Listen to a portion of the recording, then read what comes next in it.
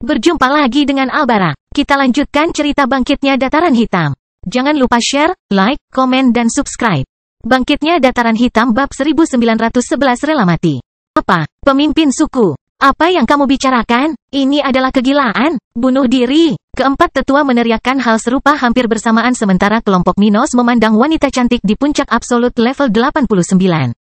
Yang sedang menatap Kaisar Stuart dengan senyum tulus di wajahnya. Pemimpin suku, tolong jangan lakukan ini. Bagaimana dengan sukunya? Bagaimana jadinya tanpamu? Black merasakan jantungnya berdetak lebih cepat, takut wanita ini akan pergi dan kehilangan nyawanya bersama kelompok Minos. Dia dengan tulus mendoakan yang terbaik untuk kru grup dan tujuan pemuda tersebut. Namun menurutnya perjalanan ke Laut Utara bukanlah hal yang cerdas, dan dia tidak ingin ada teman serta rekannya yang melakukan perjalanan ini bersama Minos. Tidak apa-apa jika ada di antara mereka yang ingin bergabung dengan kelompok Minos dan kembali ke sukunya sebelum kru berangkat ke Laut Utara. Namun mempertaruhkan nyawa mereka terlalu besar, bahkan bagi makhluk bersyukur seperti mereka. Lagi pula, mereka berlomba untuk melindungi dan tidak boleh egois. Tapi wanita itu mengatakan sesuatu yang tidak dapat disetujui oleh mereka berempat. Suku itu harus terbiasa hidup tanpaku dalam beberapa tahun. Aku tidak akan hidup 50 tahun lagi, jadi sebaiknya aku pergi sekarang. Meneguk, pemimpin suku. Ketika dia mendengar kata-kata itu, salah satu dari empat orang itu merasa matanya berkaca-kaca. Dia telah mengenal Bella selama lebih dari 20.000 tahun dan praktis tinggal berdampingan dengan pemimpin suku selama itu. Bagaimana dia bisa tetap tenang ketika temannya memberitahunya sudah waktunya untuk pergi? Bahkan orang tua yang berpengalaman pun bisa tergerak. Bella, jangan seperti itu. Aku masih di sini. Selain itu, aku akan bisa menjalani satu petualangan terakhir dan membalas budi yang telah dilakukan Minos Stuart muda untuk balapan kita. Itu akan baik untuk semua orang. Dia berkata dengan tenang. Bagi seseorang yang telah hidup selama dia dan telah menunggu begitu lama kematiannya, dia tidak lagi takut mati. Satu-satunya kekhawatirannya adalah sukunya, jadi dia akan berusaha hidup selama mungkin. Tapi setelah menyaksikan hampir semua orang yang dicintainya, teman dan keluarganya binasa dalam perjalanannya, dia siap untuk pergi, apalagi sekarang ahli warisnya telah mencapai levelnya. Menurutnya, suku tersebut akan hidup dengan baik saat dia tidak ada maupun saat dia hadir. Jadi pergi sekarang tidak akan merugikan siapapun. Minos mendengar ini dan menyukainya. Dia bukan anggota suku ini, dan rubah level 89 benar. Sekuat apapun dia, jika dia tidak melakukan apapun, suku itu pasti akan kehilangan dia dalam beberapa dekade. Jadi tidak akan ada bedanya jika dia pergi sekarang, terutama karena dia tidak akan mengambil risiko mendapat masalah di usianya. Pembudidaya tingkat tinggi yang mendekati batasnya tidak menjadi lemah sampai hari-hari terakhirnya. Hanya ketika mereka memiliki waktu hidup kurang dari seminggu barulah mereka menunjukkan bahwa mereka tidak mampu lagi melawan, dan mereka akan segera jatuh sakit. Namun sampai saat itu tiba, mereka bisa bertarung seolah-olah mereka jauh dari kematian. Belum, itu tidak berarti tidak ada risiko. Ketika Anda masih muda, bahkan kerusakan fatal pun dapat diatasi jika Anda memiliki sumber daya dan personel tingkat tinggi untuk membantu Anda. Namun di akhir hidup seseorang, bahkan sumber daya penyelamat seperti mata air kehidupan tidak akan berpengaruh jika seseorang terluka parah. Oleh karena itu, para kultivator tingkat tinggi harus sangat berhati-hati untuk tidak berkelahi karena tidak peduli seberapa sering mereka bisa bertarung secara normal. Cedera apapun akan berdampak jauh lebih buruk pada mereka daripada orang-orang yang masih jauh dari akhir hidup mereka. Oleh karena itu, wanita ini jarang bergerak dan hanya akan bertarung ketika semua tetua sukunya tidak hadir atau tidak mampu melindungi sukunya tanpa bantuannya. Jika tidak ada hal ekstrim yang terjadi dalam beberapa dekade mendatang, dia mungkin akan menghabiskan tahun-tahun terakhirnya tanpa melakukan apapun. Yang berarti ketidakhadirannya mungkin tidak akan terasa. Ucap Minos tak peduli dengan kesedihan keempat tetua tersebut. Baiklah, saya menerima Anda ke dalam kelompok saya. Selagi Anda bersama kami akan berusaha memastikan bahwa Anda tidak perlu bertarung sampai kami memasuki Laut Utara. Setelah itu, saya tidak dapat menjamin apapun lagi. Dia menghargai kata-kata Minos. Terima kasih untuk itu. Saya akan melakukan yang terbaik ketika saatnya tiba. Saya harap saya dapat membantu Anda di masa depan. Melihat tekad di mata wanita itu, ketiga anggota Seafolk tidak berkata apa-apa, sadar bahwa rubah ini rela mati untuk membantu kelompoknya. Jika mereka dihadapkan pada situasi putus asa di Laut Utara, Bella pasti akan menjadi seseorang yang dapat mereka andalkan untuk melindungi anggota kru lainnya. Tidak ada seorang pun di sana yang ingin menggunakan orang lain untuk melindungi diri mereka sendiri. Tetapi mengetahui bahwa seseorang dari kelompok mereka bersedia melakukan apapun demi kebaikan tim sangatlah memuaskan. Minos.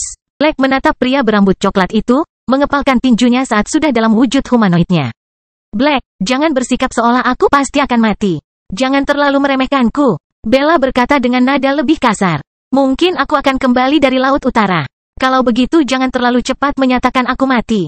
Aku masih bisa menghajarmu. Dengan itu, kelompok tersebut menertawakan humor bagus wanita yang lebih tua tersebut. Sementara Minos merasa bahwa dia hampir tidak akan mendapatkan orang lain selain Bella di suku ini. Sekalipun Bella tidak membuat perbedaan besar dalam stabilitas suku, suku lain di sana akan membuat perbedaan besar karena mereka semua memiliki vitalitas yang cukup untuk hidup beberapa abad lagi. Berabad-abad adalah waktu yang cukup untuk melahirkan generasi muda baru yang menjanjikan untuk menggantikan mereka. Tapi saat percakapan mereka menjadi tidak terlalu negatif. Karena makhluk-makhluk ini mengesampingkan fakta bahwa pemimpin mereka sudah mendekati akhir hidupnya, kata Bella kepada Minos. Saya tidak tahu apakah Anda akan mendapatkan rubah lagi untuk grup Anda karena tidak semua orang seperti saya. Namun saya memiliki lokasi seekor rubah tua yang tinggal di luar suku dan mungkin berguna bagi kru Anda. Meskipun dia bukan lagi anggota suku kami, dia adalah rubah ekor 9 yang kuat. Dia bisa saja sama berpengaruhnya denganku, atau bahkan lebih. Dia berkata, yang membuat para tetua memandangnya dengan cara berbeda, melihat bahwa dia bersedia bergaul bahkan dengan seorang pemberontak. Tapi mereka mengerti bahwa dia tidak bertindak sebagai pemimpin suku untuk saat ini tetapi sebagai anggota kru Minos, meskipun dia salah mengatakan, krumu. Apakah kamu yakin tentang itu, pemimpin suku? Salah satu dari mereka bertanya dengan cemas. Bangkitnya Dataran Hitam bab 1912 babi gini. Mendengar pertanyaan salah satu tetuanya, Bella paham bahwa akan sulit bagi anggota sukunya untuk memahami bahwa seorang pemberontak dari sukunya bisa berguna bagi temannya. Namun sifat pemberontak pria ini bisa membuatnya menarik bagi kelompok Minos. Titus Gamble selalu menjadi seekor rubah yang mampu melakukan hal-hal yang meragukan, mengambil risiko melebihi batas kemampuannya, dan dikenal tidak menghargai nyawanya sendiri. Bagaimana mungkin seseorang yang tak kenal takut seperti dia tidak cocok dengan kelompok Minos? Titus mungkin bukan seseorang yang bisa dipercaya atau diandalkan oleh suku tersebut. Tapi dia kuat dan mampu membantu kelompok muda Minos. Tapi kamu harus berada di sisinya dalam perjalanan ini, komentar Black saat kelompok Minos menyaksikan dialog antara para tetua. Dia tertawa ketika dia menyadari bahwa orang yang lebih tua juga khawatir dia harus menghadapi rubah seperti itu di tahun-tahun terakhir hidupnya.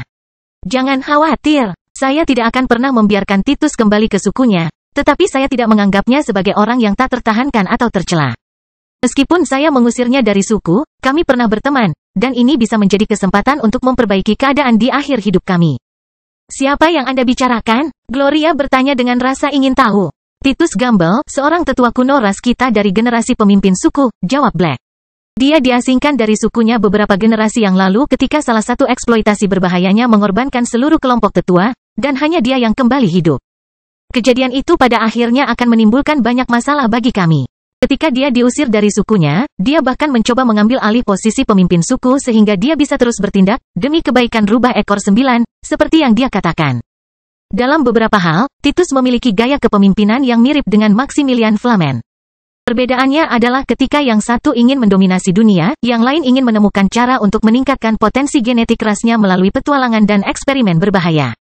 Namun keduanya menginginkan supremasi bagi rakyatnya dan bersedia melakukan apapun untuk mencapainya. Titus telah mencoba yang terbaik selama ribuan tahun, dan suku tersebut menoleransi konsekuensi negatif dari tindakannya. Namun situasinya telah mencapai titik puncaknya beberapa ribu tahun yang lalu. Bella telah memutuskan untuk menghukumnya dengan mengusirnya dari suku tersebut setelah sekelompok tetua tingkat 9 tidak hanya binasa karena Titus tetapi juga karena dia telah memprovokasi serangan dari saingan suku tersebut terhadap mereka. Pada saat itu, jika bukan karena campur tangan suku Phoenix, suku rubah ekor 9 mungkin telah menghilang dari benua. Namun meski menimbulkan masalah yang begitu rumit bagi sukunya, Titus masih berani mencoba merebut kekuasaan di kota ini dengan bertindak melawan Bella. Seseorang yang merepotkan, ya? Abi berkomentar, tidak yakin apakah menyenangkan memiliki makhluk seperti itu di grup mereka. Tapi Minos berpikir sebaliknya. Dia jelas berbahaya bagi suku rubah ekor 9. Tapi bukan berarti dia tidak berguna bagi kelompok kita. Saat dia mengatakan ini, mata Minos terpejam saat dia membayangkan seseorang seperti tetua ini bisa bermanfaat baginya di masa depan. Seseorang dengan ambisi seperti itu. Seseorang yang mampu melakukan apa yang dia lakukan. Seseorang seperti itu mungkin setuju untuk menjadi kelinci percobaanku. Dia berpikir dalam hati, mempertimbangkan teorinya tentang dunia ini dan bagaimana teori tersebut dapat membuat hal-hal fantastis menjadi mungkin jika teori tersebut benar. Namun untuk menjalankan teori dan rencananya, Minos membutuhkan orang-orang yang mampu mengambil risiko besar. Titus tampaknya memiliki apa yang diperlukan untuk menjadi salah satu kelinci percobaan Minos. Di mana dia? Minos bertanya. Menunjukkan kepada orang-orang bahwa dia sama sekali tidak peduli dengan masa lalu makhluk itu. Anggota kelompok Minos di sana, selain istrinya, tidak begitu terkejut. Mereka sedang dalam perjalanan ke Laut Utara. Kemungkinan kematian rubah ekor 9 level 89 ini sangat tinggi. Oleh karena itu, memiliki lebih dari satu makhluk ini dapat menguntungkan kelompok tersebut, meskipun salah satu dari mereka tidak stabil seperti yang mereka inginkan. Bella memandang Minos dan menjatuhkan kristal kecil ke tangannya. Dia tidak mungkin berada jauh. Meskipun aku memaksanya keluar dari suku, dia tidak pernah menyimpang jauh dari wilayah kami. Selama berabad-abad yang lalu, kami telah mendengar laporan tentang penjaga di sepanjang perbatasan wilayah kami yang telah melihat dia atau bahkan memperhatikan jejaknya. Ikuti peta ini. Ini akan membawa Anda ke area di mana terdapat lebih banyak laporan tentang jejak atau penampakan Titus. Dia masih hidup, jadi kamu seharusnya bisa menemukannya di sana. Melihat petanya, Minos berterima kasih kepada rubah dan segera menyimpannya untuk mencari Titus nanti. Lalu dia berkata, aku akan melihatnya besok. Untuk saat ini, aku ingin beristirahat dengan wanitaku sebentar. Apakah kamu punya tempat untuk kami tinggal? Tentu saja, silakan ikut dengan saya, kata Bella sambil memimpin jalan menuju kelompok Minos sementara para tetua sukunya menemani mereka. Di tengah pergerakan mereka, salah satu anggota masyarakat laut bertanya kepada salah satu petinggi suku. Ngomong-ngomong, apakah kamu memiliki kontak dengan suku lain yang memiliki demigod selain kelompok Phoenix? Kami punya kontak dengan suku Gorgon, tapi kami tidak berani terlalu dekat dengan mereka. Jadi kami tidak bisa dianggap sekutu, meski kami tidak punya masalah satu sama lain. Gorgon adalah makhluk wanita menakutkan dari dunia spiritual, dengan kekuatan garis keturunan yang luar biasa dan kapasitas reproduksi yang hanya sebanding dengan spesies tumbuhan di dunia ini. Tidak ada laki-laki dalam perlombaan ini. Betina bisa bereproduksi di antara mereka sendiri, tapi dengan kemampuan mereka untuk mengubah orang yang menatap matanya menjadi batu, akan sulit bagi ras mereka untuk hidup sebaliknya. Gorgon, apakah mereka benar-benar ada? Tentara bayaran level 91 bertanya sambil matanya melebar. Mereka memang ada. Tapi aku tidak akan menyarankan kelompokmu untuk mendekati mereka untuk mencari teman. Seekor Gorgon bisa mengubah seluruh krumu menjadi batu. Kata lelaki tua level 89 ini, memperingatkan kelompok ini. Memang benar, Gorgon sangat berbahaya. Sebaiknya tinggalkan makhluk-makhluk ini di tempatnya. Kata salah satu anggota Sea-Folk. Salah satu dari mereka hanya akan menarik untuk kita miliki jika kita bisa memenggal kepalanya dan menggunakan kekuatannya. Salah satu dari mereka bergumam sambil tersenyum, karena itulah satu-satunya cara untuk menjamin keselamatan kelompok dengan makhluk seperti itu di pihak mereka. Bangkitnya Dataran Hitam bab 1913 mencari pemberontak. Setelah percakapan sebelumnya, tidak ada seorang pun di kelompok Minos yang menunjukkan minat untuk berkumpul dengan para Gorgon. Bahkan Minos memahami bahwa mereka terlalu berbahaya untuk memiliki krunya dan memilih untuk tidak bertemu mereka secara kebetulan. Gorgon bisa mengendalikan kemampuan khusus mereka sampai tingkat tertentu, tapi hal itu membutuhkan pengendalian diri yang besar dari salah satu dari mereka. Dan kamu tidak akan pernah bisa yakin apakah kamu bisa mempercayai salah satu dari mereka. Dengan sedikit kecerobohan kelompok seperti Minos, salah satu makhluk ini dapat melumpuhkan seluruh kru. Karena ada banyak ras binatang lain di benua ini yang mungkin menarik bagi mereka, tidak ada alasan bagi kelompok tersebut untuk mengambil risiko dengan ras berbahaya seperti itu. Kemudian, segera setelah percakapan ini, kelompok tersebut berangkat ke kota rubah ekor 9 ini. Dan Minos serta istri-istrinya diberi harta benda yang berguna di bagian kota ini yang dirancang untuk makhluk dengan keterbatasan tubuh manusia. Bahkan di benua hewan, terdapat kota-kota yang berbentuk seperti kota manusia, sama seperti kota-kota di dasar laut dan di tempat lain di dunia spiritual. Umat manusia bukanlah penguasa dunia ini, juga bukan yang terkuat atau paling berbakat yang memaksa ras lain untuk mengikuti parameter ini. Fakta bahwa terdapat bangunan yang cocok untuk manusia di seluruh dunia adalah masalah kepraktisan bagi semua ras yang dapat mengubah tubuh mereka dan memiliki relevansi tertentu. Misalnya, bagaimana suku ular bisa menerima naga untuk berbisnis di sukunya? Tempat tinggal kedua jenis makhluk ini sangat berbeda. Ukuran tubuh mereka berbeda. Seekor naga, bahkan yang masih muda, bisa berukuran puluhan rumah manusia. Sebaliknya, ular atau rubah biasanya jauh lebih kecil, meskipun mereka lebih tua dan lebih kuat. Jadi, satu-satunya cara untuk menyambut anggota ras lain ke kota atau wilayahnya adalah melalui bangunan yang dapat diakses oleh berbagai jenis ras. Bentuk paling umum di dunia ini adalah humanoid, yang sangat serbaguna. Jadi, setiap wilayah memiliki tempat yang berguna bagi manusia, dan tak lama kemudian, Minos dan istrinya menetap di sebuah villa tempat mereka ditinggal sendirian untuk beristirahat. Dari sudut pandang kru Minos dan rubah kota, mereka telah lama melakukan perjalanan terpisah. Jadi, sudah waktunya bagi mereka untuk beristirahat sementara mereka bisa berbagi kehadiran satu sama lain. Tapi hanya Minos yang perlu bersantai karena semua istrinya menghabiskan beberapa bulan terakhir dengan tenang di kerajaan tata ruang milik keluarganya. Namun, jenis relaksasi yang ingin ia bagikan dengan istrinya agak istimewa dan melelahkan. Maka dia dan keempat istrinya akan segera menghabiskan malam yang berapi-api di wilayah rubah ekor 9. Keesokan harinya, Minos dan istrinya bangun pagi-pagi. Semuanya merasa lebih puas setelah berjam-jam bersenang-senang dan kemudian tidur bersama, sesuatu yang tidak mereka lakukan selama berbulan-bulan. Setelah bangun pagi ini dan menyantap sarapan lezat bersama Bella, yang secara pribadi melayani mereka. Keluarga Stuart akan segera meninggalkan kota dengan hanya sebagian dari rombongan mereka untuk mencari Titus. Sebagian besar rombongan akan tetap berada di sana, melanjutkan penjelajahan atau beristirahat dari perjalanan perahu yang mereka tempuh untuk sampai ke sini. Minos belum kembali ke kota ini dan hanya akan menjelajahi daerah sekitarnya untuk mencari bala bantuan lebih lanjut. Jadi ketika dia pergi bersama istrinya, hanya anggota masyarakat leluhur, tentara bayaran, dan 2 keturunan keluarga Longus yang ikut bersama mereka dalam perjalanan pagi ini. Wilayah suku rubah ekor 9 tidak cukup besar untuk orang-orang dengan budidaya individu-individu dalam kelompok tersebut, jadi dalam beberapa jam mereka akan tiba di tempat yang dituju oleh peta yang diberikan Bella kepada Minos. Sesampainya di daerah ini, masyarakat Minos akan segera menyadari keberadaan binatang buas yang agak berbeda dari yang mungkin dilihat di wilayah suku ini, sebuah gambaran awal dari apa yang akan ditemukan di benua ini. Wilayah kesukuan mencakup sekitar 90% benua ini. Kebanyakan binatang buas, baik tingkat rendah atau tinggi, menghormati batas-batas wilayah, karena kemungkinan timbulnya masalah akibat invasi wilayah tidaklah kecil. Justru karena ini, di 10% daratan benua yang tidak memiliki pemilik, siapapun yang melewati tempat-tempat ini akan menemukan kepadatan makhluk luar biasa, dengan individu-individu dari ras berbeda datang dan pergi. Melihat hal tersebut, para wanita Minos memandang dengan penuh minat pada beberapa makhluk di sekitar mereka, makhluk yang hanya ada di benua ini. Di puncak salah satu pohon terdapat seekor elang hitam besar, sedangkan di atas tunggul pohon lainnya terdapat makhluk yang berdiri terbalik sambil mengamati sekelilingnya. Di sana-sini, makhluk-makhluk merangkak, melompat, atau berlari, seringkali menggunakan suara angin yang menerpa pepohonan atau dedaunan di sekitarnya untuk menyamarkan suara gerakan mereka. Namun meskipun beberapa makhluk dapat dilihat atau dirasakan di area tersebut, hanya sedikit yang memiliki tingkat kekuatan yang relevan untuk dilihat dan dikhawatirkan oleh kelompok Minos. Meski begitu kuat, benua ini jelas memiliki makhluk yang lemah. Apa yang membuatnya istimewa bukanlah tidak adanya makhluk lemah tetapi kehadiran kuat dari makhluk kuat. Namun seperti di tempat lain, sebagian besar makhluk hidup di sana berada pada level rendah, sebagian besar masih muda atau masih muda. Minos mengabaikan banyak makhluk yang tidak menariknya dan melihat langsung ke tempat dia merasakan aura sage level 89, mungkin tanda dari makhluk yang dia cari.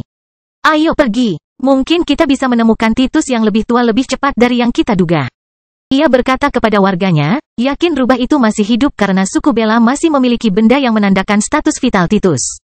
Dengan itu, dia berjalan di depan kelompok itu, mengabaikan makhluk tingkat rendah di sekitarnya sambil menarik perhatian dan memperhatikan beberapa makhluk tingkat 9 di sekelilingnya. Di antara mereka yang mengamatinya saat dia masuk lebih dalam ke tanah ini adalah seekor ular yang melilit batang pohon, yang segera menyadari aura khusus datang dari orang-orang di kelompok Minos. Teman-teman rubah kotor itu, hal ini memikirkan dirinya sendiri ketika dia melihat kelompok makhluk tingkat 9 dan 10. Tapi manusia itu, kenapa aku mendapatkan perasaan ini darinya? Makhluk ini khawatir, merasakan bahwa musuh sukunya mungkin berhasil bersekutu dengan manusia berbahaya. Saya harus memperingatkan aliansi kita. Jika rubah-rubah ini punya trik baru, kita harus bereaksi. Dia berpikir sebelum terjun ke tanah dan dengan cepat menjauh dari kelompok Minos menuju sebuah gua dekat air terjun terdekat. Bangkitnya Dataran Hitam bab 1914 pertemuan tak terduga. Sementara beberapa binatang bergerak di sekitar area tersebut tanpa pemilik, Minos dan kelompoknya mendekati sebuah lubang di mana terdapat sebuah gua kecil seukuran binatang di area tersebut.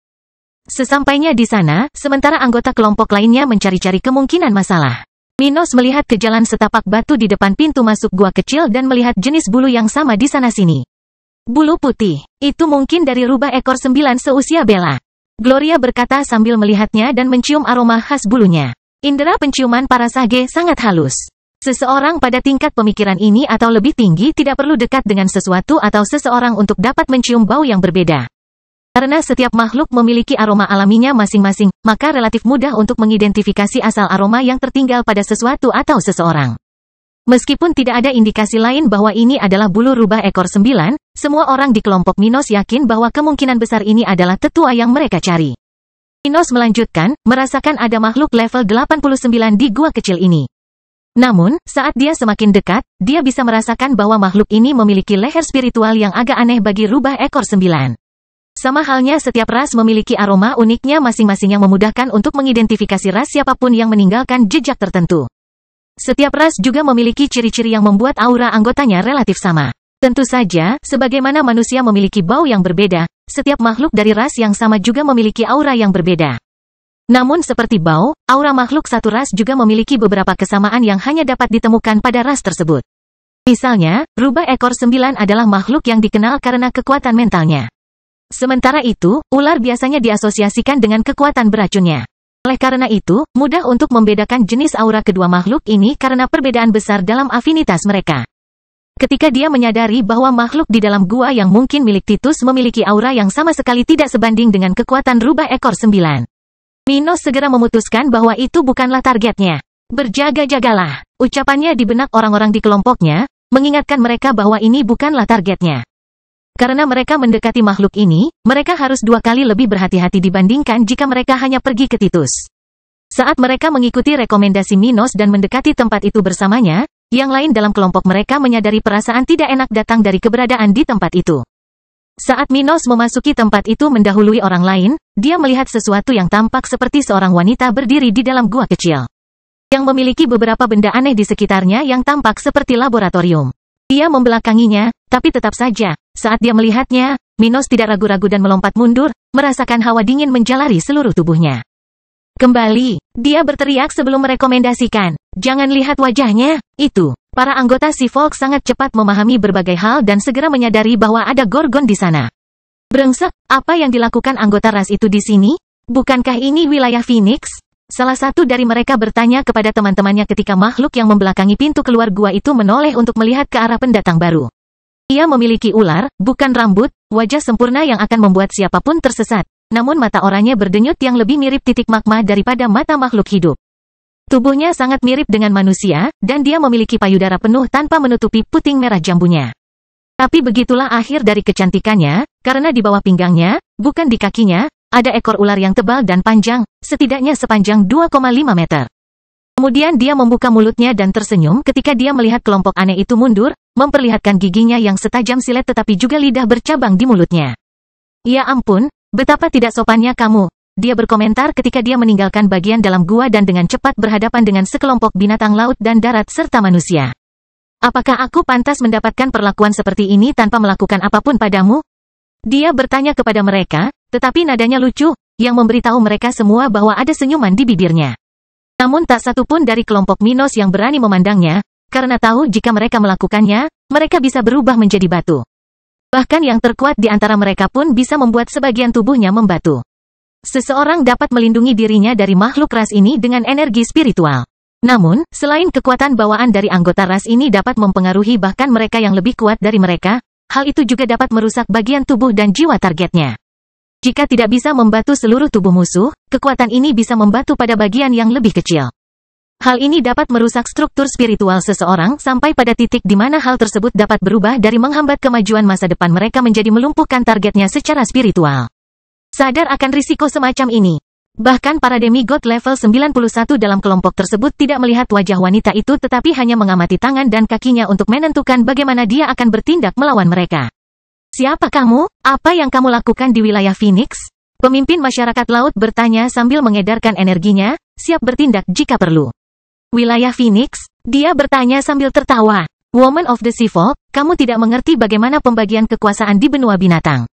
Ini adalah wilayah tanpa pemilik. Bahkan musuh Phoenix dapat berjalan melalui tempat ini tanpa menyebabkan bentrokan suku atau bahkan perburuan. Secara teoritis, wilayah ini termasuk dalam wilayah pengaruh suku Phoenix. Namun wilayah suku tersebut hanya menghitung wilayah yang dikuasai langsung oleh masyarakat atau sekutunya. Karena wilayah ini adalah bagian dari 10% benua yang tidak dikuasai oleh siapapun, meskipun berada dalam wilayah pengaruh Phoenix, wilayah ini sebenarnya bukan bagian dari suku itu. Bahkan jika anggota suku ini muncul di sana sekarang, faktanya Gorgon ini ada di sana tidak akan cukup untuk memulai konfrontasi antara kedua pihak. Minos mengetahui hal ini, dan hanya berbicara tentang burung phoenix tidak akan membuat Gorgon ini takut. Tidak ingin konfrontasi memulainya, tetapi juga penasaran dengan kehadirannya di tempat ini, dia bertanya padanya. Apakah ini gua Titus? Apakah kamu di sini karena dia? Bangkitnya Dataran Hitam bab 1915 situasi tegang. Mendengar pertanyaan Minos, Gorgon mengamatinya, membukakan matanya saat dia lebih memperhatikan manusia ini. Kamu benar-benar memiliki aura yang kuat. Apakah kamu benar-benar manusia? Dia mengabaikan pertanyaannya, merasakan sedikit tekanan datang dari tubuh Minos. Meskipun dia lebih lemah darinya dan merupakan anggota umat manusia, Gorgon bukanlah salah satu dari 10 ras terkuat di dunia spiritual. Namun, karakteristik mereka dan fakta bahwa anggotanya dapat mencapai tahap ke-10 menempatkan mereka di antara 15 ras terkuat. Meskipun ras manusia adalah salah satu dari 10 ras terkuat, hal itu tidak berarti bahwa setiap manusia memiliki bakat atau tingkat kekuatan yang lebih tinggi daripada makhluk manapun dari salah satu ras yang lebih rendah. Sedikitnya manusia dengan bakat tingkat emas dan fisik tingkat suci menjadikan manusia relevan di dunia ini. Namun sebagian besar manusia spiritual tidak memiliki ciri-ciri tersebut dan secara alami lebih rendah dibandingkan makhluk seperti makhluk sebelum kelompok Minos. Selain itu, tidak semua orang dengan talenta tingkat emas dan fisik tingkat Sein adalah sama. Beberapa memiliki karakteristik yang lebih halus dan surgawi. Hal yang sama juga berlaku pada anggota dari berbagai ras di dunia ini. Tidak semua paus langit cukup mengesankan untuk menantang setiap naga di benua binatang yang berada di level yang sama dengan mereka. Jadi ketika dia menyadari bahwa Minos memiliki sesuatu yang membuatnya merasa seperti sedang menghadapi makhluk dengan level yang lebih tinggi. Bahkan mengingat tingkat kerugian yang dia miliki dibandingkan dengannya, Gorgon ini mau tidak mau memandangnya dengan lebih serius. Hanya butuh sedetik untuk menyadari bahwa manusia ini mirip dengan naga paling berbakat di benua ini. Dengan mengingat hal itu, dia segera bersembunyi dan meningkatkan kewaspadaannya terhadap kelompok ini. Siapa kamu? Dari mana asalmu? Dia bertanya pada Minos, memikirkan betapa anehnya pembentukan kelompok ini. Dan mengapa kelompokmu begitu beragam? Minos menggenggam tangan dan berkata dengan nada tebal. Aku bertanya padamu dulu, Gorgon. Kenapa kamu ada di sini? Apakah tempat ini milik Titus? Jawab aku, dan aku akan mengasuh siapa kami. Terhadap makhluk tertentu, seseorang harus bertindak melindungi untuk melindungi kelangsungan dirinya sendiri. Hal serupa terjadi pada Paus Langit, karena makhluk ini jarang menyerang orang yang menunjukkan kerendahan hati terhadap mereka. Namun makhluk lain bisa menjadi rumit untuk dihadapi jika Anda menunjukkan rasa rendah diri. Cara terbaik untuk menghadapinya adalah dengan membusungkan dada dan menunjukkan bahwa meskipun pihak Anda kalah, pihak lain juga akan kehilangan sesuatu, karena Anda tidak akan merugikan pihak lain. Gorgon sangat berbeda dari Paus Langit. Jika mereka melihat seseorang bertindak pengecut terhadap mereka, mereka akan semakin tertarik untuk bermain dengan makhluk seperti itu. Di sisi lain, jika mereka merasa harus menghormati atau takut pada pihak lain, mereka akan mempertimbangkan untuk tidak terlibat dengan makhluk tersebut kecuali mereka benar-benar terpaksa.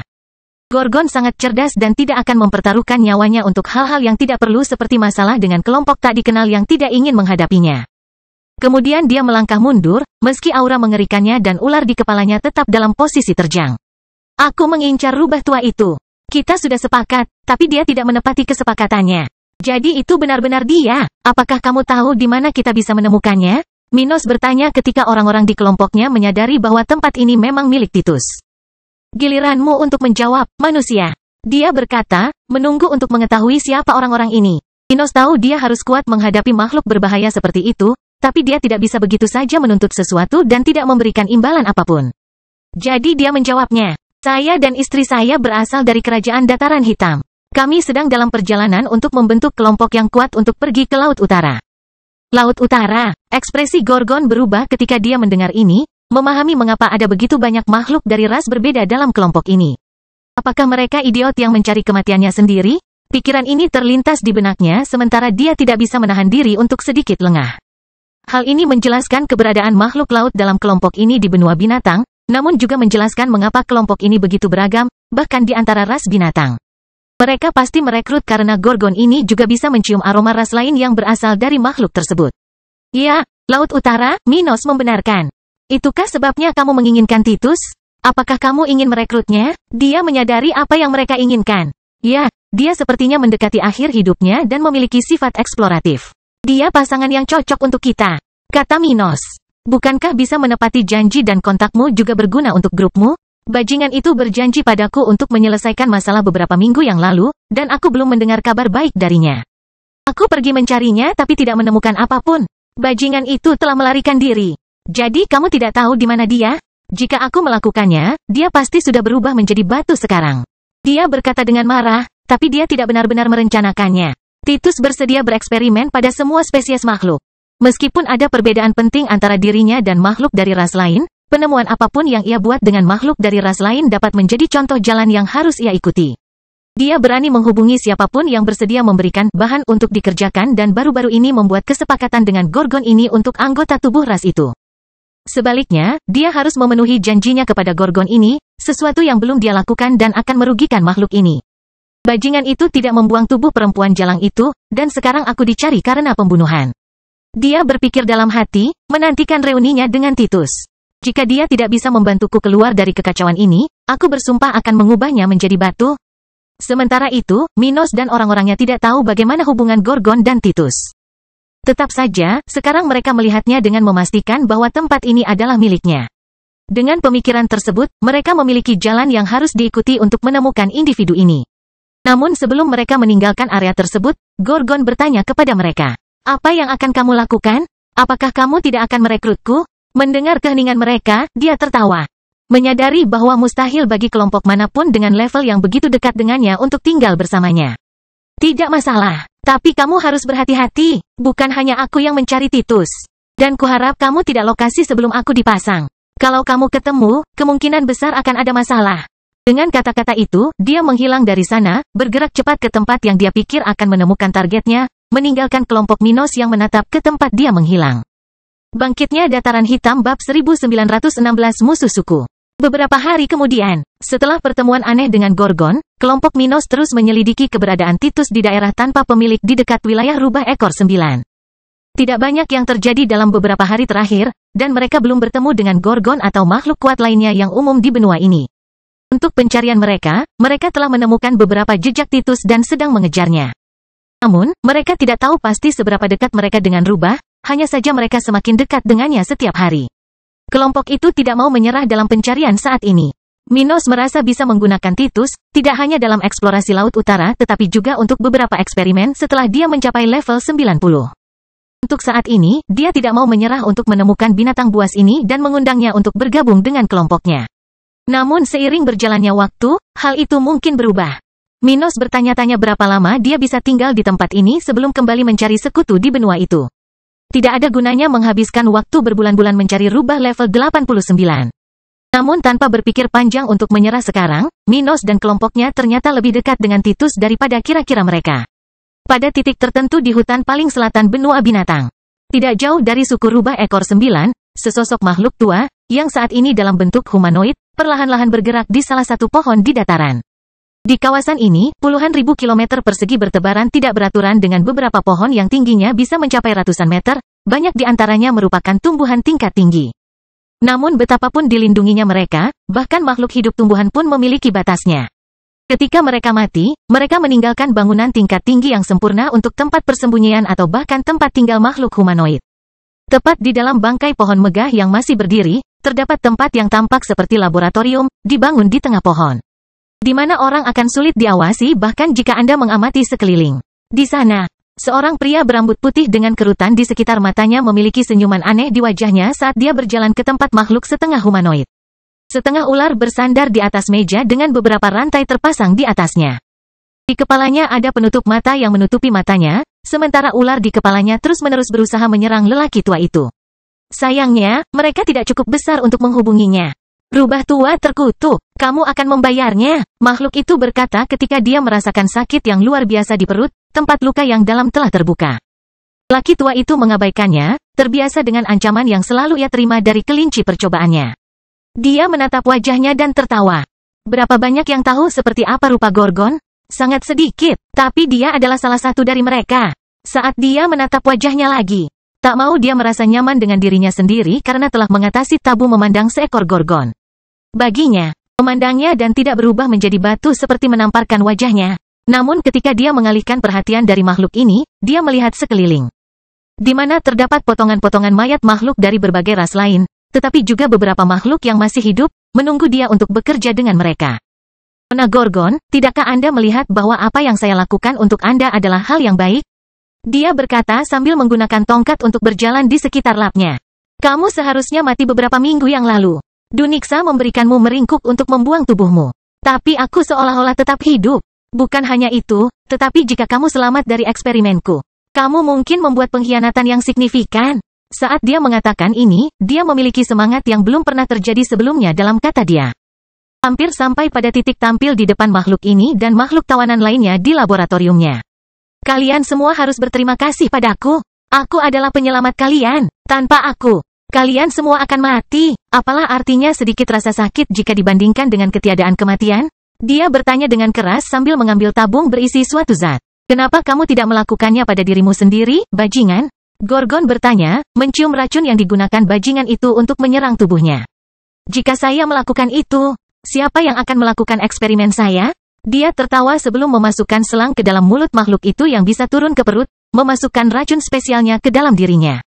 Berhentilah mengeluh, Gorgon. Aku akan segera menyelesaikan eksperimenku. Sementara itu, beberapa mil jauhnya dari pohon besar itu, Minos dan kelompoknya berdiri diam. Mereka tidak beristirahat tetapi mengamati sekeliling untuk mencari petunjuk kemana harus pergi selanjutnya. Betapapun cakapnya dia, Titus berada di akhir hayatnya dan memiliki waktu hidup yang bahkan lebih sedikit dibandingkan Bella. Meskipun hal ini mungkin membuatnya kurang berhati-hati di beberapa tempat, faktanya ada demigod level 91 di kelompok Minos sangat membantu menyelidiki rubah level 89 ini. Hanya masalah waktu sebelum mereka menemukan tempat persembunyian Titus dari Duniksa. Tapi saat mereka berdiri di area itu, dengan bayaran tentara dari kelompok tersebut bekerja untuk menemukan petunjuk baru yang mengarah ke Titus, wanita Laut Folk level 91 tiba-tiba merasakan sesuatu yang aneh dan melihat ke utara.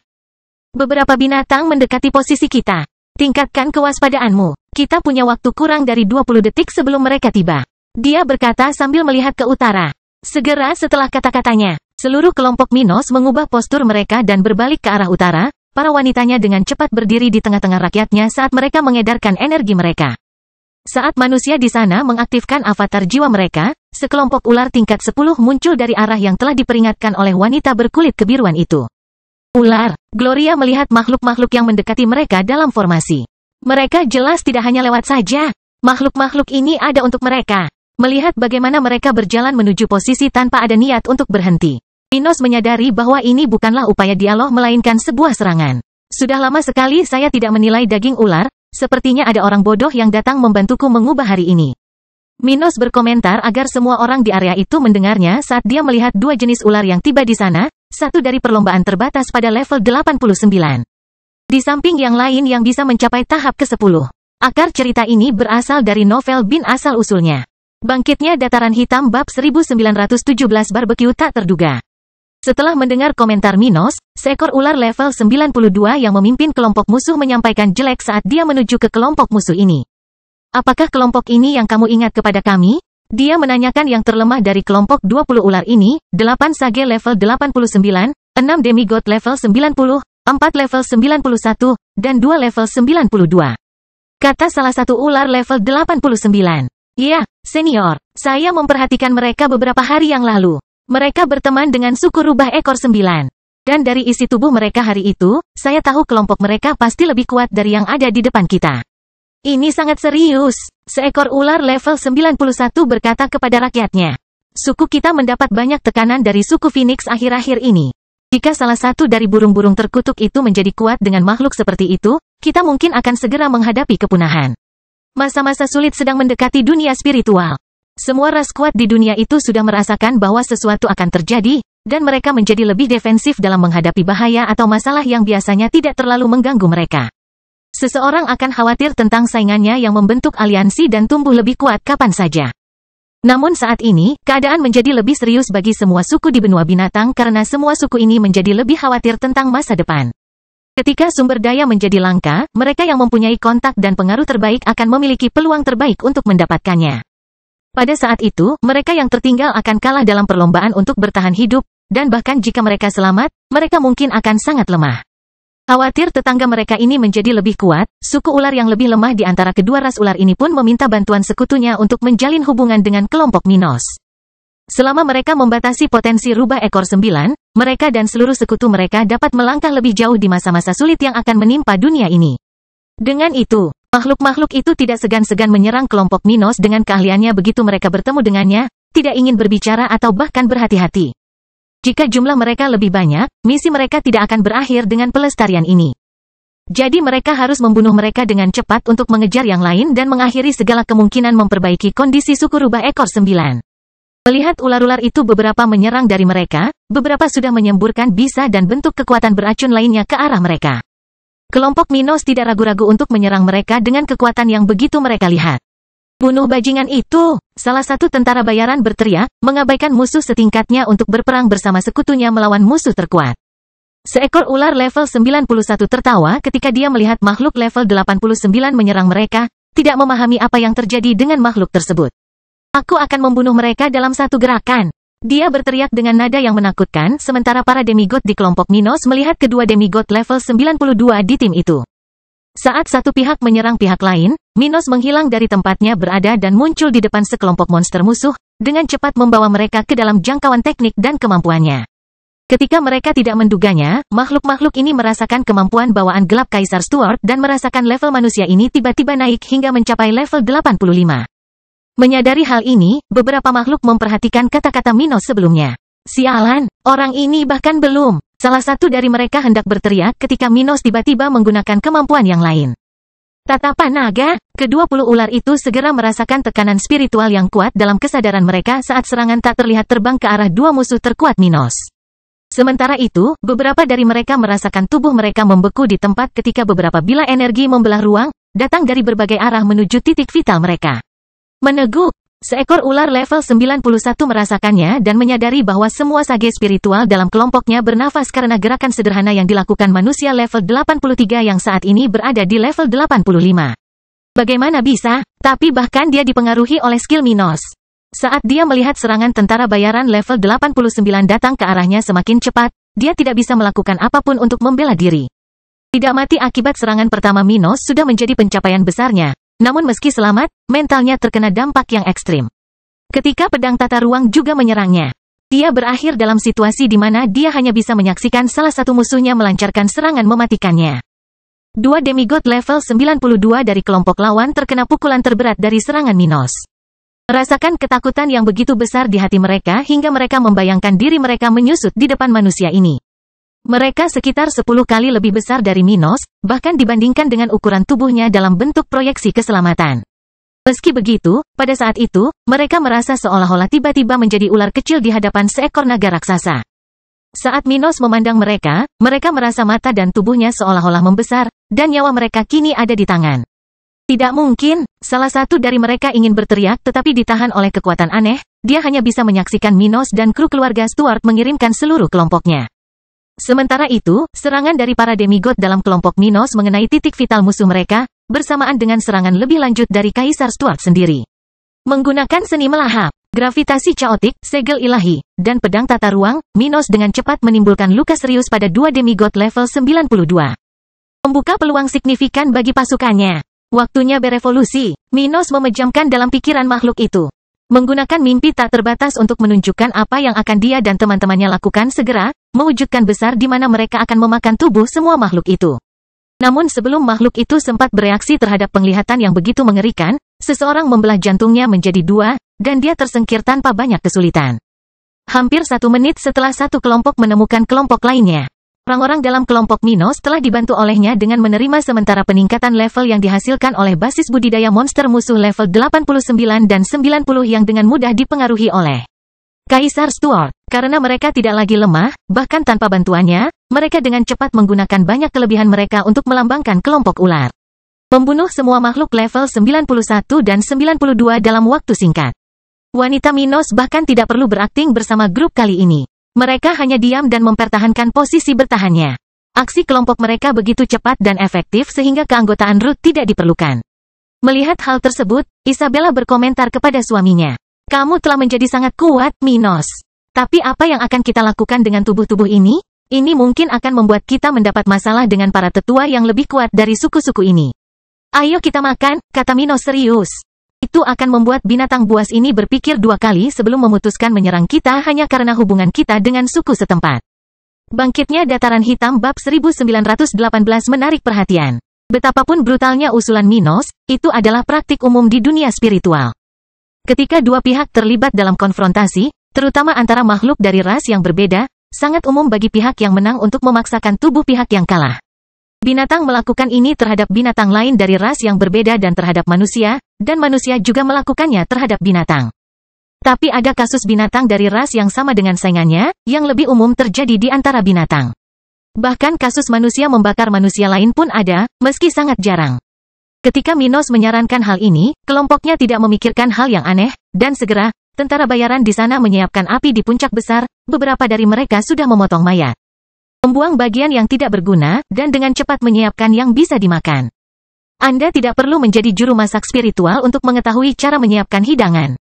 Juru masak adalah koki yang dapat meningkatkan kualitas nutrisi dan spiritual dari makanan. Tidak hanya meningkatkan cita rasa tetapi juga kekayaan spiritual dari makanan. Mereka tidak sepenuhnya diperlukan untuk menyiapkan pesta yang sedikit lezat. Siapapun yang memiliki sedikit bumbu dan pengetahuan minimal tentang daging dan persiapannya dapat menyajikan sajian yang memuaskan.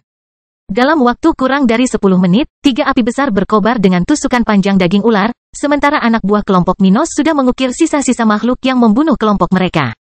Aroma daging perlahan-lahan meresap ke udara, membawa aroma lezat menyebar bermil-mil jauhnya dari tempat kelompok Minos berada. Binatang buas di area tersebut memperhatikan hal ini dan secara alami melihat ke arah itu, dengan beberapa makhluk dari spesies berbeda mengeluarkan liur karena bau yang sulit ditolak.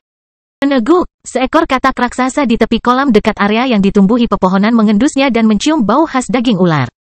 Sepertinya beberapa ular mati di tangan manusia yang ahli. Dia berpikir dalam hati, memanggang adalah praktik manusia. Binatang buas biasanya melahap tubuh musuhnya persiapan tanpa apapun.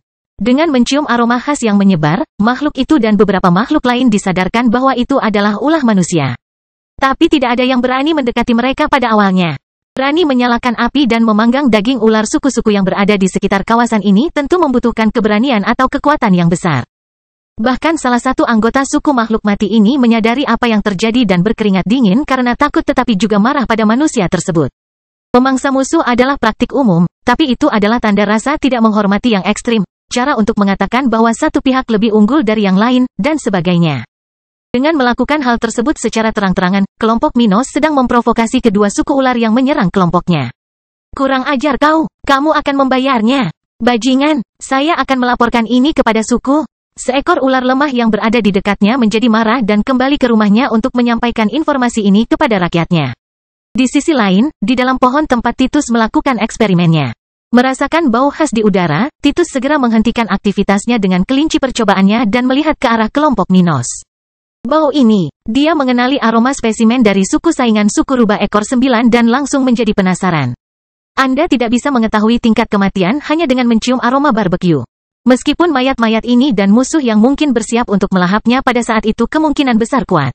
Itu tidak berarti makhluk-makhluk ini akan begitu kuat sehingga mereka akan menakuti rubah tua ini. Dengan rasa ingin tahunya dan kemungkinan untuk mencuri salah satu mayat makhluk ini, Titus mengepalkan tinjunya dalam bentuk humanoid dan berjalan perlahan menuju pintu keluar pohonnya. Saya akan memata-matai kelompok ini. Jika mereka lemah, mungkin saya bisa mendapatkan kelinci percobaan baru dari ras yang berbeda. Dia berpikir sendiri ketika dia meninggalkan tempat itu. Sementara itu, waktu yang cukup telah berlalu untuk memanggang dagingnya, dan semua orang di kelompok Minos sedang mencicipi daging ular yang telah mereka musnahkan beberapa saat yang lalu. Daging binatang ini enak sekali. Namun, rasanya tidak begitu unik. Seperti kebanyakan daging di dunia ini, daging ular terasa seperti ayam. Namun, seperti daging para sage dan demigod, itu adalah daging dengan rasa ayam terlezat yang pernah dicicipi oleh siapapun dalam kelompok itu. Saat mereka makan dengan penuh semangat, sama sekali tidak merasa jijik karena mereka memakan individu yang baru saja mereka lawan, kelompok Minos mengobrol di antara mereka sendiri. Apa yang akan kita lakukan sekarang? Suku ini tidak akan membiarkan hal ini tidak terjawab. Salah satu tentara bayaran berkomentar. Meskipun tindakan mereka menakutkan, sudah menjadi kebiasaan bagi kelompok yang dihina dengan cara ini untuk terlebih dahulu menguji kekuatan musuh sebelum menyerah untuk membalas dendam karena pihak lain begitu menakutkan hingga akan melahap mereka. Melahap musuh setelah pertempuran adalah tindakan ancaman yang sederhana. Artinya seperti, jika kamu menyerangku, aku akan melahapmu. Jauhlah dariku atau kamu akan menghadapi risiko kehancuran. Namun seseorang akan selalu menguji tingkat kekuatan pihak yang memberikan ancaman karena selalu ada risiko bahwa ada kelompok lemah yang berada di belakangnya. Minos lalu berkata, suku-suku yang menyerang kita tidak sekuat itu. Yang terlemah berada pada level yang sama dengan suku rubah ekor 9. Suku lainnya sedikit lebih kuat dan seharusnya memiliki demigod tingkat menengah. Namun, kemungkinan salah satu dari mereka datang setelah kita langsing. Meskipun kami berada di area tanpa pemilik, area ini termasuk dalam wilayah pengaruh suku Phoenix. Jika tetua level 94, 95, atau 96 dari suku yang tidak bersahabat dengan suku Phoenix memasuki area ini, pengamat ras tersebut akan mengambil tindakan. Minos mengetahui ras di benua binatang dengan baik, terutama kesulitan beberapa ras dan perbedaan kekayaan wilayah spiritual di benua tersebut. Benua binatang bukanlah satu kesatuan. Terlebih lagi, ras tertentu memiliki ciri khas yang membuat anggotanya lebih sulit untuk maju di lingkungan tertentu. Berada di lingkungan yang kaya bukanlah segalanya. Ambil contoh kasus para wanita kerajaan bunga di benua tengah. Meskipun mereka berada di lokasi tingkat tinggi dekat dua negara terkuat di benua itu, negara bagian itu hanya memiliki demigod level 93 sebagai pemimpinnya. Bangkitnya dataran hitam bab 1919 tidak ada jalan keluar. Tidak semua makhluk yang berpotensi mencapai tahap ke-10 bisa mencapai level 99 atau mencoba menerobos ke level 100. Banyak makhluk yang menderita karena variabel yang dapat mempengaruhi mereka di awal atau tengah tahap tersebut, sehingga mereka mungkin tidak akan pernah mencapai puncak potensi mereka. Begitu pula dengan ras ular terkuat yang menyerang kelompok Minos hari itu. Ras seperti itu seharusnya hanya sedikit lebih kuat dari keluarga McBride dari kerajaan bunga. Tetap saja, Minos telah berspekulasi dengan melebih-lebihkan kekuatan suku ini hanya agar kelompoknya memahami risiko nyata yang bisa mereka hadapi. Bagaimana kamu? Saat salah satu dari mereka ingin bertanya bagaimana dia mengetahui hal itu, setengah dari mereka tiba-tiba merasakan sesuatu dan melihat ke atas salah satu pohon di area tersebut. Di mana seorang pria berambut putih sedang menatap mereka dengan ekspresi ketakutan. Hah, itu. Rubah ekor 9. Orang-orang dalam kelompok Minos memperhatikan individu ini hampir bersamaan, sehingga merusak pengamatan Titus. Titus sangat bangga dengan kemampuannya, namun dia bahkan tidak menyangka makhluk yang akan dia amati akan menyadarinya begitu cepat. Dia tidak menyangka orang yang ingin dia mata-matai adalah makhluk yang sangat berbakat, termasuk makhluk yang peka terhadap hal-hal tertentu seperti elf. Ketika dia tiba, 3 orang laut dari kelompok Minos melihat ke arahnya bersama Minos. Setelah keempatnya, semua anggota kelompok melakukan hal yang sama, segera mengidentifikasi Titus sementara orang ini membuat ekspresi yang mengerikan. Brengsek, hanya itu yang bisa dia pikirkan sebelum mundur dan melarikan diri, menyadari kesalahan besarnya. Namun, tidak peduli seberapa terampilnya dia tidak bisa dibandingkan dengan para demigod laut di kelompok itu. Ketika salah satu dari mereka bergerak, rubah tua itu hampir tidak melihat gerakan demigod dan tiba-tiba berhadapan dengan orang asing. Sial, siapa kamu? Teriaknya saat salah satu tangan makhluk itu mendarat di bahunya. Hampir seketika, Minos muncul di belakang rubah tua, yang dikelilingi oleh bau darah yang samar. Titus Gamble, aku datang menemuimu, kata Minos sambil menjabat tangan rubah itu, tidak memberi waktu untuk menghindar. Bella bercerita sedikit tentangmu, dan mau tak mau aku tertarik pada seseorang yang begitu penasaran. Rubah tua berambut putih membukakan mata dan menatap manusia muda level 83 ini, menyadari bahwa dia tidak normal. Ada apa dengan orang ini? Dia mencoba menggerakkan tangannya, tapi entah kenapa, dia bahkan tidak memiliki kekuatan untuk memegang tangan yang terkepal itu. Apakah ini jebakan? Titus bertanya-tanya melihat kelompok ini tidak hanya kebetulan berada di daerah tersebut. Apakah kamu di sini untuk membunuhku? Apakah suku tersebut akhirnya memutuskan untuk menyingkirkanku? Dia bertanya, sedikit takut tetapi tidak lagi berharap untuk melarikan diri. Kelompok Minos terlalu kuat untuknya. Bahkan jika dia adalah yang terbaik di dunia dalam hal penipuan dan menggunakan trik pikiran untuk mengambil keuntungan dari orang lain. Dia tidak akan dapat melarikan diri dari orang-orang ini. Sadar akan hal ini, dia siap membahas ajalnya jika itu memang takdirnya hari ini. Minos tertawa dan berkata, singkirkan kamu, apakah masuk akal jika suku tersebut melakukan itu ketika kamu sudah hampir mencapai akhir hidupmu?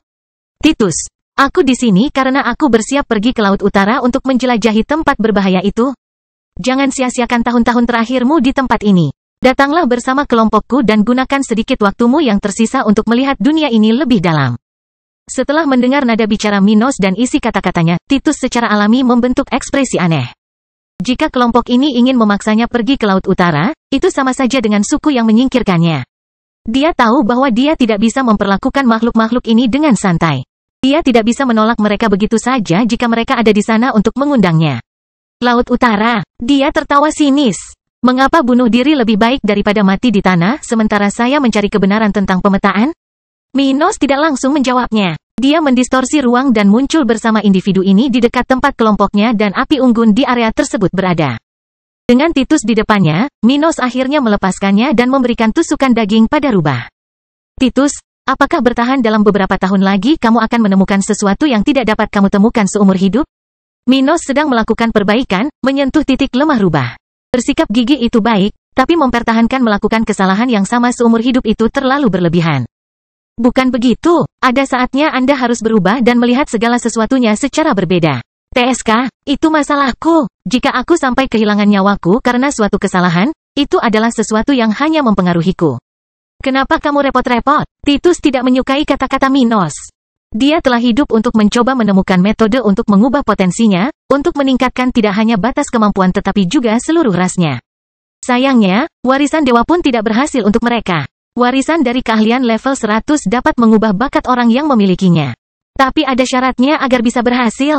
Salah satunya adalah warisan yang harus diwariskan kepada makhluk dengan potensi puncak, yaitu setidaknya mirip dengan bakat perak. Atau harus diberikan kepada wujud dari ras sama. Ini berarti naga level 100 tidak bisa mengubah bakat rubah ekor 9 melalui warisannya, tapi bisa mengubah bakat manusia dengan bakat tingkat perak atau binatang dengan bakat lebih rendah. Warisan seorang dewa manusia bisa membangkitkan bakat manusia lain dengan bakat apapun. Tetap saja, itu hanya bisa meningkatkan bakat makhluk dari ras lain dengan setidaknya bakat tingkat perak. Ini berarti bahkan warisan dewa tidak akan membuat rubah ekor 9 mengubah bakatnya dan mencapai tahap ke-10. Titus tahu begitulah cara kerja di dunia ini, tapi dia tidak mengerti apa yang ada di baliknya. Namun, orang yang dia tanyakan saat itu memiliki teori di kepalanya yang menjelaskannya dengan sempurna. Minos memberi tahu rubah tua itu sambil menunjukkan salah satu tangannya sebagai undangan. Titus, ikutlah denganku, dan aku akan memberikan kesempatan untuk memahami kebenaran tentang dunia ini. Kamu seorang sarjana, bukan? Kamu ingin memahami mengapa anggota rasmu tidak dapat mencapai tahap 10 atau lebih, kanan? Saya memiliki penjelasan yang mungkin ada di balik jawaban yang Anda cari. Jika kamu ikut denganku, aku akan berbagi sebagian pengetahuanku denganmu. Mendengar hal ini, Titus mau tidak mau mengubah ekspresi saat melihat bagaimana manusia ini memprovokasinya. Bangkitnya dataran hitam bab 1920 hipotesis Minos. Titus kesal dengan ucapan Minos sebelumnya. Tapi mau tak mau dia berpikir bahwa manusia aneh dengan teman yang bahkan lebih asing lagi ini mungkin sebenarnya mempunyai pemikiran untuk membantunya. Bisa jadi hanya gertakan karena Bella yang mengarahkan grup ini. Namun ada kemungkinan kecil bahwa kata-kata terakhir Minos ada benarnya. Apakah kamu ingin aku bergabung dengan grupmu? Mengapa? Dia bertanya. Minos dapat merasakan bahwa rubah seperti itu telah membunuh banyak makhluk dalam eksperimen dan itu tidak normal. Lalu dia tertawa, merasa nasib rubah ini agak aneh. Selain memiliki keterampilan yang berharga untuk perjalanan yang ingin saya lakukan, Anda juga akan menjadi kelinci percobaan yang sempurna, Titus. Anda telah menghabiskan seluruh hidup Anda bereksperimen pada makhluk lain.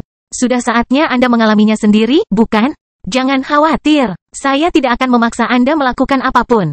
Saya akan memberitahu Anda apa yang ada dalam pikiran saya dan membiarkan Anda memutuskan apakah Anda ingin melakukan beberapa hal yang telah saya rencanakan. Kata-kata Minos memang aneh, tapi walaupun terdengar gila untuk mengatakan bahwa Anda akan mengubah orang yang Anda coba rekrut menjadi kelinci percobaan, segalanya tidak sesederhana itu dengan Titus. Titus sebenarnya telah bereksperimen pada orang lain sepanjang hidupnya dan tidak pernah melakukan apapun pada dirinya sendiri.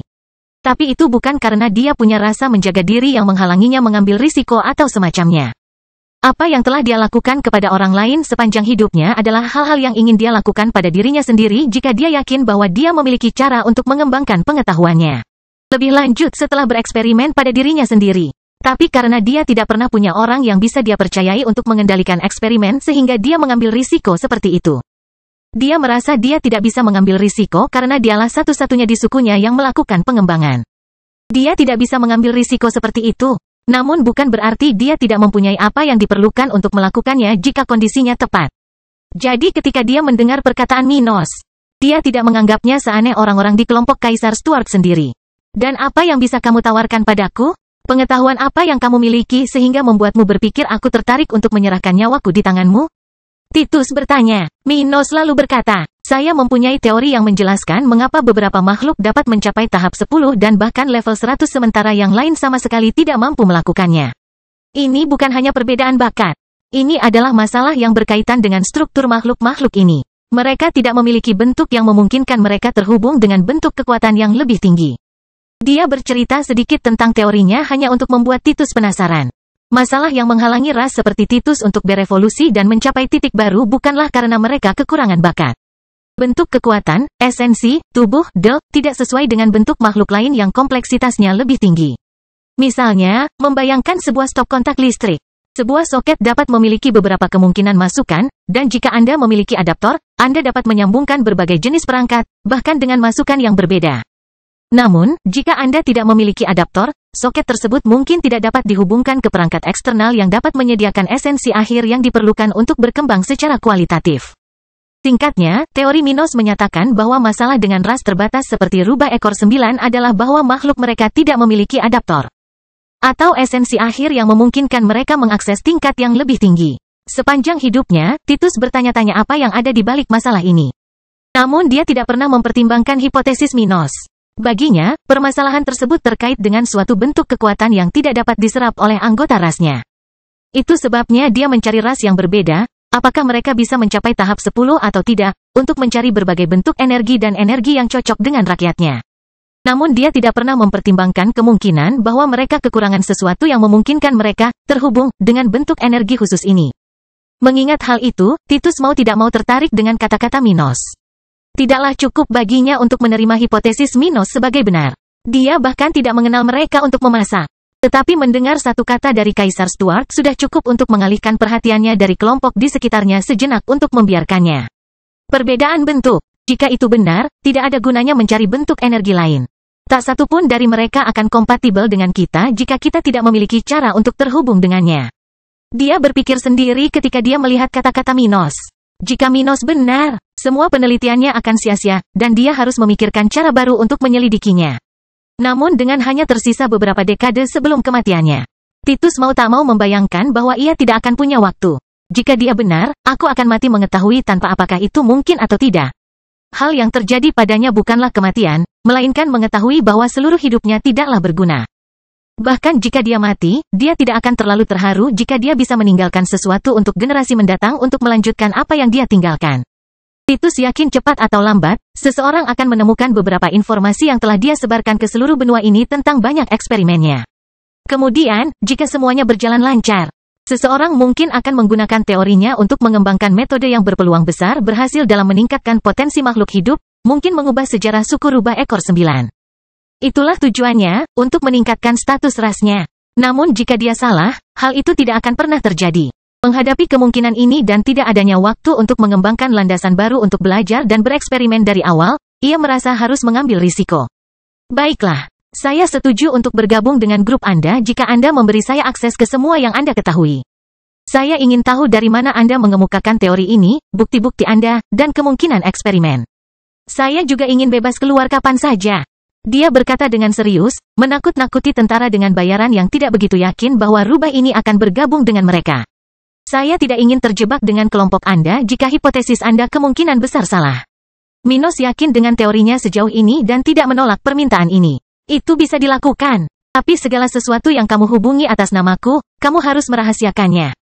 Jika kamu berada di sana, kita bisa. Saat Minos berbicara, dia dan beberapa anggota kelompok yang lebih sensitif merasakan sensasi familiar yang mengubah ekspresi wajah mereka. Ketika mereka melihat sekeliling, mereka melihat sekelompok gorgon mengelilingi area tempat mereka berbicara dan memakan daging ular. Cerita bersambung.